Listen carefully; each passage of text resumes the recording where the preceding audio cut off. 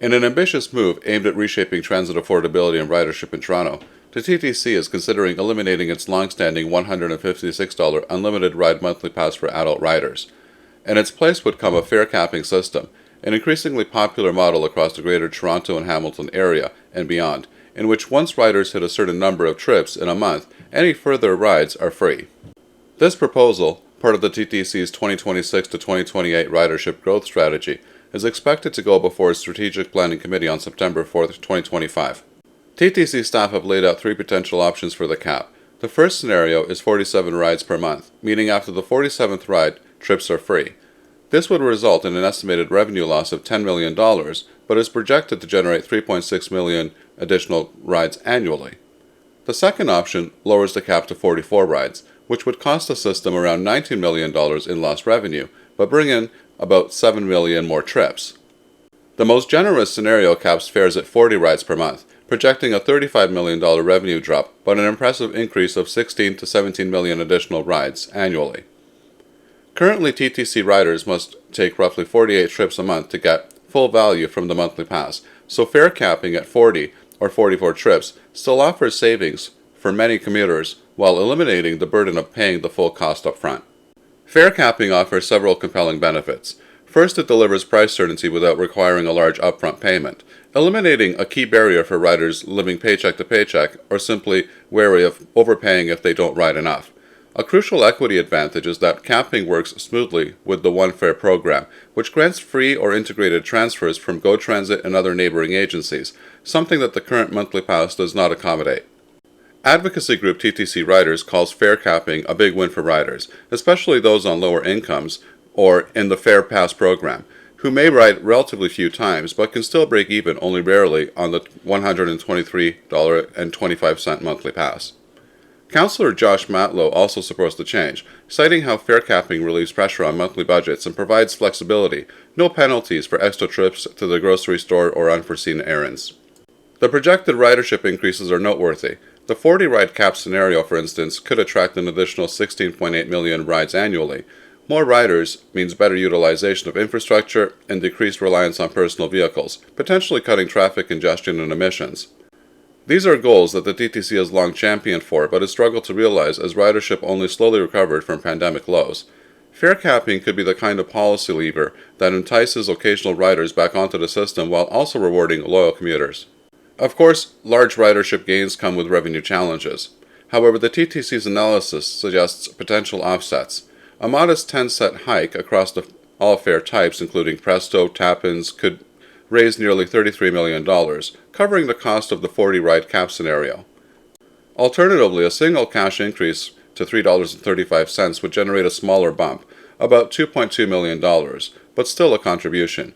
Considering that fares have been frozen since April of 2023, even as inflation rose by approximately 4.5%, the TTC has limited flexibility for funding new initiatives without fare adjustments or external subsidies. Fare capping is also just one component of a wider suite of TTC initiatives aimed at boosting ridership and improving service quality. The agency has plans to roll out improved signage and wayfinding at select stations, pilot platform mats at key busy bus stops, and expand service to accommodate increased demand as more employers shift to hybrid or in-office work schedules. It also aims to enhance service reliability via transit signal priority and better route management. All of this is being pursued under the TTC's guiding principles, putting customers first, improving efficiency and reliability, and ensuring accountability. Rider sentiment so far leans strongly in favor of the proposed changes. Many commuters have noted how fare capping feels much fairer, since they don't have to gamble at the start of each month on whether they'll use the pass enough to make it worth it or not. Others have praised the flexibility it offers, with systems like GO Transit, Guelph Transit, and YRT already demonstrating the model's success. In Toronto's case, many have pointed out that a $132 cap would be significantly more affordable than today's $156 monthly option, especially for those who ride just shy of the breaking point with the current pass. In summary, the TTC's fare capping proposal represents a forward-looking shift keenly focused on equity, flexibility, and modern fare policy.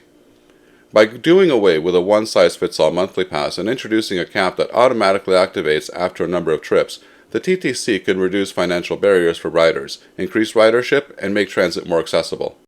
Though the system will need to reconcile lost fare revenue, potentially via fare tweaks or partnerships, the net benefit could be enormous. More riders, less congestion, a fairer deal for people who can't or won't pay up front, and smoother integration with regional transit options. As the strategy heads to the Strategic Planning Committee on September 4, 2025, TTC riders and advocates alike are watching closely. If approved, fare capping could launch in conjunction with the 2026 budget, ushering in a more equitable and rider-friendly era for transit in Toronto. Where things get especially interesting is that while the fare capping proposal looks like a straightforward win for riders, it sits at the messy intersection of politics and transit funding and municipal budgeting in Toronto. The TTC doesn't actually have the freedom to simply flip the switch on fare capping tomorrow, even if the math on ridership growth looks good, because every dollar lost in fare revenue has to be made up somehow. And then here's the rub. The TTC already relies on fares for about 60% of its operating budget, one of the highest proportions in North America.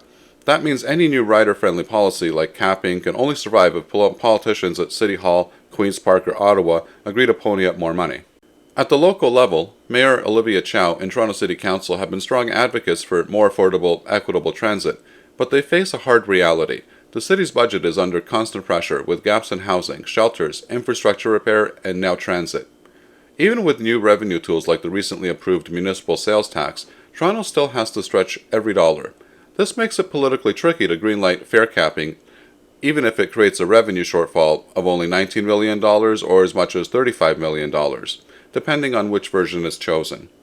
Without a new funding source, whether that's a fare hike elsewhere, a subsidy from another government, or service cuts, which would be politically toxic, the plan risks stalling. Then there's also Queen's Park. Premier Doug Ford's government has been happy to invest billions in high-profile capital projects like the Ontario Line and the Scarborough subway extension, but it has been reluctant to increase ongoing operating subsidies for the TTC. Capital projects make for flashy announcements and ribbon cuttings. Operating support, like covering lost fare revenue, is much less visible politically, but just as vital. The province has funded the One Fare program, which eliminates double fares between GO, TTC, and 905 transit agencies, but whether it will help shoulder the cost of fare capping remains to be seen. Politically, Ford's government prefers to frame itself as a champion of commuters rather than urban transit riders, which sometimes translates into funding highways while putting less into daily TTC operations.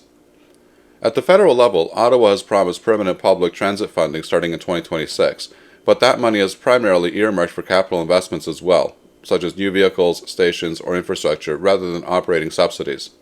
The federal government has rarely stepped into fare policy, leaving that to municipalities and provinces. So even though there's money on the table in the long term, it doesn't solve the short-term political reality that fare capping costs tens of millions per year in foregone revenue. Politically, fare capping also reflects the TTC's attempt to modernize and catch up to its regional peers. GO Transit, YRT, Brampton Transit, and Guelph Transit already use capping systems with PRESTO, making the TTC look old-fashioned with its reliance on upfront passes. If Toronto doesn't follow suit, it risks confusing riders who use multiple systems or making itself less competitive as an affordable option. That regional integration pressure is real, especially since the Ontario government is pushing a more unified GTHA transit network under Metrolinx. In that sense, fare capping is as much about political optics and interagency alignment as it is about fairness for riders. Let me know what you think about the TTC's new proposal to cap monthly fares in the comments, as I would be interested to know what you think about this. Do you think that the TTC should cap monthly fares, or do you think that the revenue is more important? I hope that you liked the video. If so, please give it a like. If you're not subscribed and want to be notified of new videos that are released, please click on the Art Toronto button here. This is the video that I would recommend for you to watch next, and I'm sure that you're going to love it. Here's the playlist for all of the latest in transit news and views that you're going to find very informative and interesting. And finally, here is the latest video. Thanks for watching, and happy transiting.